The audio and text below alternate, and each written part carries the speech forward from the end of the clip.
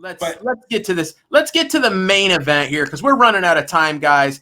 Oh my goodness. Listen, I hope you guys took our opinion on this because we did take a look ahead at this fight. And man, you guys, I'll be dead honest with you, you know. Early on, I leaned AJ McKee. But as this fight approached, I said, this is such a huge step up for McKee. Pitbull is such a good fighter. He's fought the best guys in the world. He's one of the best, 145ers on the planet. I think absolutely would be in the top 10, top 5, potentially in the UFC. And I don't know. I almost kind of spooked myself off of betting a plus money AJ McKee earlier in the week. And I just said, you know what, man, I don't know. I said to myself, I don't know who's going to win this fight. I just don't know. I wouldn't be surprised if AJ McKee is the next level. I said I thought this could be a passing of the torch moment. But at the same time, such a huge step up against a guy so damn good. And non-event's the word. AJ McKee comes in here and just walks through Pitbull. I mean, just shocking to me. The easiest fight of AJ McKee's career was tonight to win $1 million, win a tournament, and become a new champion, undefeated at 145 over the greatest fighter in Bellator history. Big head kick, absolutely just rocks Pitbull. Lands a 3-punch combo, capping it off with an uppercut, splitting the guard, a thing of beauty. Slumps him down. AJ McKee walks away with his hands in the air. The ref's like, I don't know if that's quite enough. Walks over to him, snatches up his neck, chokes him. I will say this. I see some people, and I saw you guys early in the chat before we even popped off, saying that, in your opinion, this was an early stoppage. And I mean, I think that could be a fair assessment. I do. Now, I do think Pitbull was essentially unconscious. He did go limp. Did he go entirely out? That I'm not sure of. I think he might have came to. Sometimes we see a fighter let off the squeeze and a guy will kind of immediately come to. I'm not so sure Pitbull knew where he was. I'm not sure it would have changed the outcome of the fight. But what is kind of the iffy spot is the fact that AJ McKee basically got to choose when this fight ended. Looked at the referee and goes, he's limp, he's out. And the ref's like, I'll take your word for that. I'll wave it off. I mean, imagine if Pitbull was still with it and was like, whoa, what are we doing here? That would have been a travesty to end this tournament and this situation on that point. Like I said, though, man, AJ McKee comes out here and just dusts Patricio Pitbull. And it's just absolutely shocking to me. Another spot, again, what my biggest regret on this Bellator is the fact that I didn't pull the trigger in a couple extra spots. It could have been an absolute grand slam of a card for me. But nonetheless, I scare myself off AJ McKee. Do I wish I would have got a little more reckless early in the week, hit him at that plus money? I do. But hindsight's 20/20, man. And I'll say this, as good of a performance as that is for AJ McKee, I wish we could have seen this fight go longer. I wish we could have seen McKee, have a little adversity. I wish we could have seen Pitbull give his best effort, right?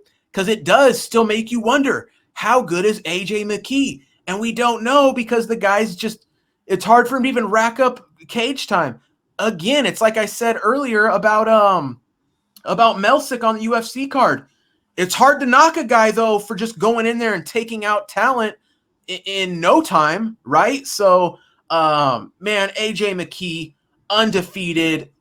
They gave him 2 belts, tournament champion, overall champion, 145-pound champion, the $1 million check, hit the confetti. Scott Coker's partying. He's got a star in the freaking making here. What's the limit for AJ McKee? The sky's the goddamn limit, man. And at this point, you're taking out Pitbull. This kid's still so young, so early in his career. I mean, from the way he's built, the way he fights, we're kind of talking about like 145-pound John Jones before John Jones got off the PEDs and isn't the same guy he was. I mean, I'll put it like this, and this is unfortunate, and this is the real issue with Bellator. I don't want to see AJ McKee fight anybody in Bellator. You know who I want to see AJ McKee fight? Top 10 guys in the UFC. I want to see him get in there with the real killers of the world and find out where this dude is. Al, take it away, man. I don't know what else I can say about AJ McKee. Yeah, this was, the one good spot is cash the under and cash the fight goes the distance. No, but I said last week that I'd be on whatever side ends up giving me plus money. And as the week came closer, I was like, it's if I can get the champ at plus money, I'm going to take it. And did a little bit of a 180 from what we said last week. And it was the wrong call. And apart from that might have been the easiest performance, easiest win of McKee's career. What was Patricio doing? Why was he ducking his head like that? That was just the whole fight, the beauty of it was McKee disguised that head kick with, he threw the hands and essentially had Patricio, starting to circle out away from the hands and just fed him beautifully into a perfect head kick. I mean, I don't think it's so much Patricio making a mistake. It was just utter perfection and execution from AJ McKee, and that's all there is to it. Like I said, the Patricio never saw the head kick, and we say it time and time again. It's a common theme. It's the shot you don't see coming that hurts you the worst, and that's just all there was to it. And then AJ to land the head kick, follows up with just the perfectly drilled, 1, 2, 3 with the uppercut splitting the guard.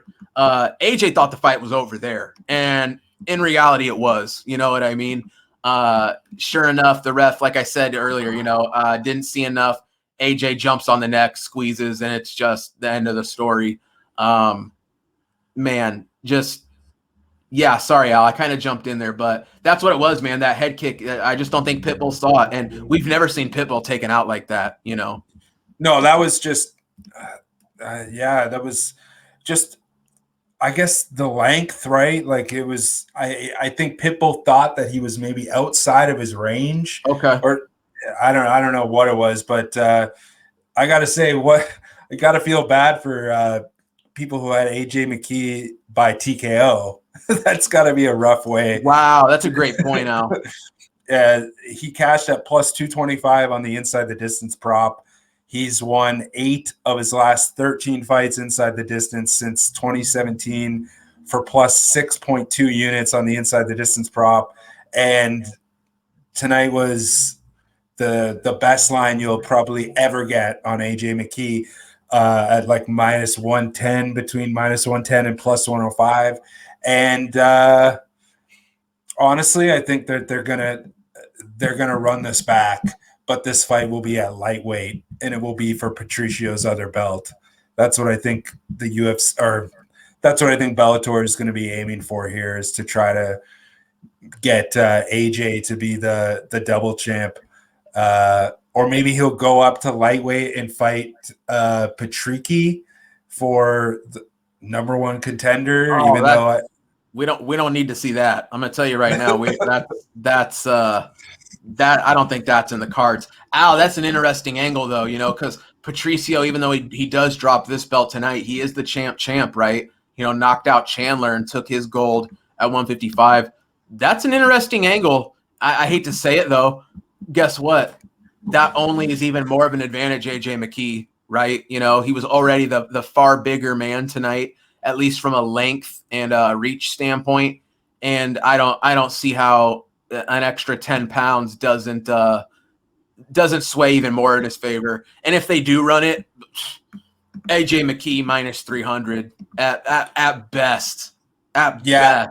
So honestly, like if I was Pitbull, I would just vacate that lightweight belt and probably go fight Sergio Pettis and be a bantamweight. If he wants to keep fighting, I feel like if he can cut to 135, he probably has a better chance of beating Sergio than he does of ever beating AJ McKee, because it just looks like he's outsized against McKee. McKee is just that perfect body size for this division and for even lightweight. I wouldn't be shocked if I see some people saying UFC before 30. I feel like McKee, if they're going to pay McKee behind that CBS and that Showtime dollar, McKee will make a good living being a double champ in Bellator before he ever goes to the UFC. So I wouldn't be shocked to see him end up with more than and he's still growing. So there's still potential of this guy, maybe even welterweight in his future. Whoa. Because I don't know, he's a big guy. He's like 27 years old. You look at his dad. His dad filled out pretty big. His dad's probably, pushing upwards of 200 pounds. I don't know. I feel like you said, sky is the limit, and I wouldn't be shocked if we see another Patricio McKee fight at 155. Yeah, man. I think you might be onto something there. Yeah. AJ McKee, the king. I mean, a guy that we've never seen a homegrown talent, from day one. This guy was Bellator, right? And now all these wins, years of work, the undefeated champion. This is really, in a lot of ways, AJ McKee is a prototype in so many different ways. The fact that this kid was brought up in MMA, I talked about it when we talked about it last week. This isn't a guy that came from this discipline and then learned the MMA game. This is a kid that's been brought up in MMA, training every aspect, has wins in every, now two submission wins in a row. But I mean, honestly, let's keep it real. He knocked Pitbull out tonight, right? Just deadly in every way. As homegrown as it gets, this guy may have some serious loyalties to Bellator. Maybe he just keeps cashing these checks and they try to basically put Bellator on his back. And he says, hey, as long as the paychecks are coming, what if he does just keep winning, stays undefeated? It's going to be hard at one point if this guy doesn't lose to argue that he's not the pound for pound best 145er, right? I see people out there already on Twitter saying, who wins, Volkanovski or AJ McKee? And I bet there's a lot of people who think AJ McKee might win that fight. I don't know if I'm sold on that yet, but man, hard to knock the kid. It's been nothing but success. I think a lot of that too mentally is just, I think some people, how can you lose when that's just not even part of your vocabulary? It's not even part of AJ McKee's reality, the concept of losing. So the kid's just going to go out there and keep winning until he finally runs into some adversity. I thought tonight he was going to get some adversity. No, not at all. The dude just walked through one of the best 145ers who's ever lived and came out without a scratch and never absorbed a shot. I mean, truly mind-blowing performance from AJ McKee. It's almost one of those situations, Al, where it's like it was so quick and dominant. It'd be one thing if he would have came out here and 50-45 Pitbull, just outclassed him from pillar to post for 25 minutes. You almost say Pitbull deserves the rematch because it was so quick and sudden, even though in reality, how could it have gone better for AJ McKee, right? Yeah, man, I imagine that we see this one run back at one point. I wouldn't even be against them immediately rebooking it. At the same time, though, I can see the argument for what's the point when the kid just walks through him like nothing. And yeah, that's the problem, Al. I don't have a lot of who's next for AJ McKee. Who's a 145er that's going to cause this dude problems? I mean, if Pitbull's handling dudes the way he's been, and even can take out the Michael Chandlers a division up, you got to think AJ McKee, it would be just the same story, if not even more dominant. So there you go, folks. That's Bellator 263. AJ McKee, the reigning king. We wrap up the tournament. We wrap up a lot. It's a new era, folks. It is a new era in Bellator. And, man, Al, the last thing I want to touch on is, I felt like this was going to be a passing of the torch moment. I can't think of a more passing of the torch moment, my man. I do think we're entering the McKee era. And, dude, this might be a while, folks. So buckle in. McKee he's the real deal. That's just all there is to it.